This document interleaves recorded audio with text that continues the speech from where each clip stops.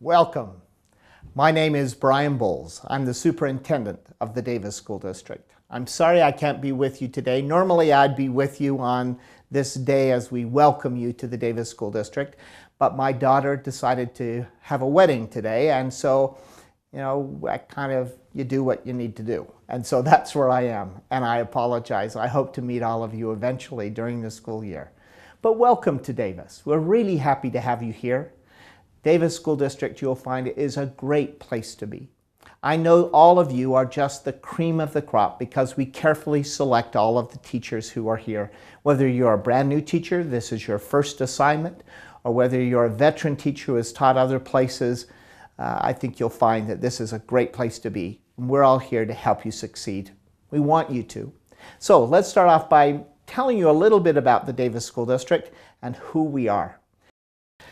We are 15 separate municipalities in Davis County. We have 69,000 plus students, and I say plus because every year we add 500 to 1,000 new students. We're growing, and we grow quickly. That's like a new school every year. We have 85 schools and 7,000 educators, of which you are part. And when we talk about educators in Davis, we don't mean just the teachers in the classroom. We mean everyone who's a part of the Davis district. You work for a school district, we're all educators. So if you're a plumber, you're an educator because you're careful about what you're doing for a way that helps children to learn. The things that you're doing are connected for all of us to children. So that's a little bit about who we are and what do we believe, what's important to us. The bottom line is student learning. That's what we're all about. We're here to help children learn. Learning first is our mission statement, and that's one that we all believe in. So we really help students learn, but we learn ourselves as well. So we learn, we become better, we can help our students to learn and for them to become better.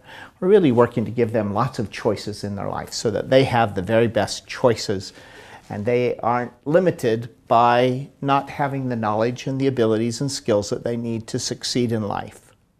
So all around this statement, this is what I mostly want to talk about. We believe in high learning expectations for each student. Let's start with just a part of that, and that's that high expectations part. We believe in high expectations.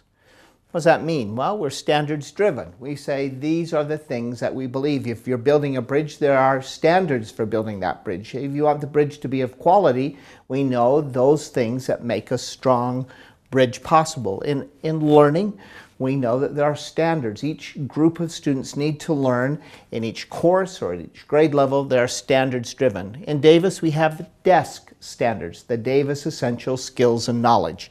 And we follow those DESK standards. Those are kind of your guarantees. Our standards are guarantees. If we have a money-back guarantee, we say these are the things you're going to learn and be able to do by the end of this course. And if you don't, our guarantee is we'll find a way to make that happen.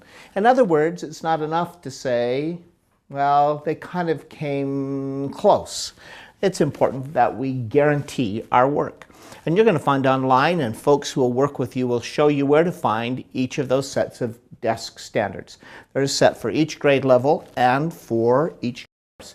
And oftentimes connected with those DESK standards are sample lessons and assessments, so you'll know when children reach that. At the elementary level particularly, all of your grading that you'll do, your reporting back to parents is all connected to these DESK standards. Where are your children relative to achieving these guarantees? So back to that same statement again. High expectations are important to us, and that each student reaches those expectations. So what does each student mean? It means students that come in various shapes and sizes, students with disabilities. 10% of our students have an IEP, so they're students with disabilities. And we have students with high abilities. We had over almost 6,000 AP tests this year with a 73.5% pass rate. So we have high ability students as well, and over 22,000 concurrent enrollment credits our students earned last year. So students with disabilities, high abilities, students of various ethnicities, 64 first languages spoken in this district, many students learning English and how to communicate in this country. About 2,700 of our students speak more than one language. Homes with various economics. Students who come from homes that with ample money and students who come from homes that kind of struggle economically. That doesn't make any difference to us. All students learn from all economic backgrounds. What we want to do is help them all learn.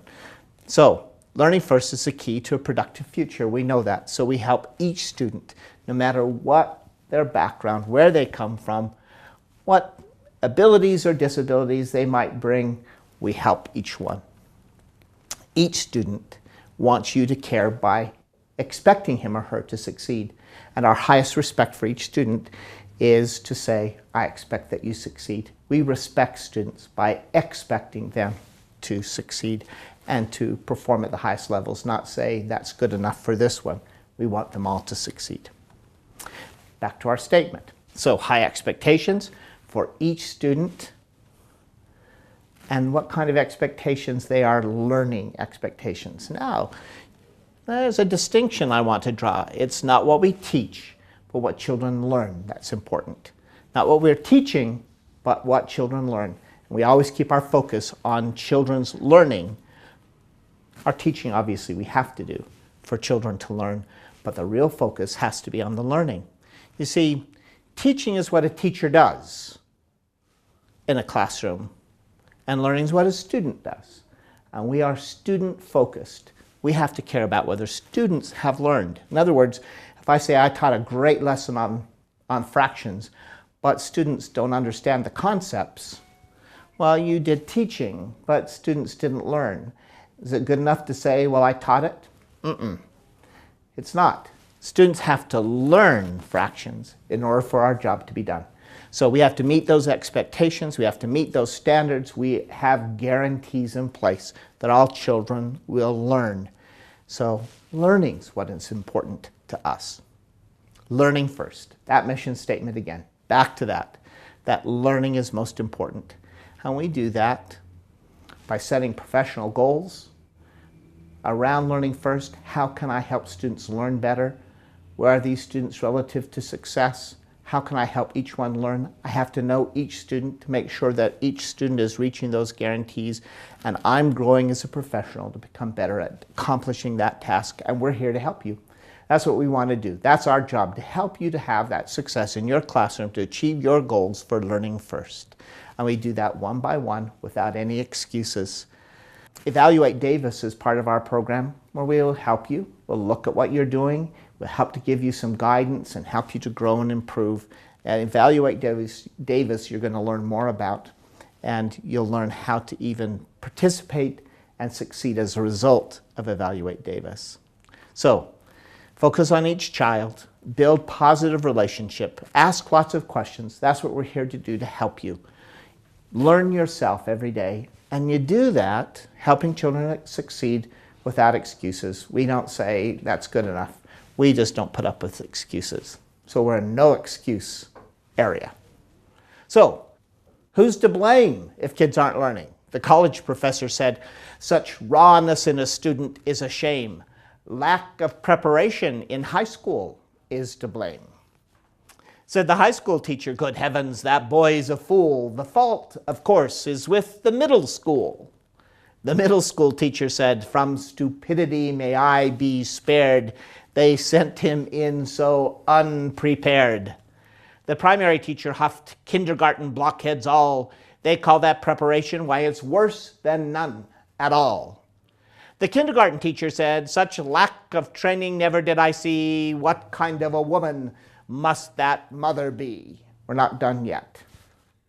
The mother said, oh, poor helpless child, he's not to blame. His father's people, we're all the same. Said the father at the end of the line, I doubt the rascal's even mine. Once again, welcome to the Davis School District. We approach the work here with no excuses. Every child deserves our very best every single day. We're here with high expectations expectations for each individual child, no matter where he or she comes from, to expect each of them to learn and to reach the very highest possible potential he or she can reach. We're here to give children choices and opportunities and to meet those guarantees. We have money-back guarantees in the Davis School District in the form of our great standards. We know that you will keep that in mind as you approach your work this year, and let us help you to do that. Call on us. That's what we're here to do, is to help you to succeed so you can help all of those children succeed. Have a great year. I hope to see you soon. Welcome.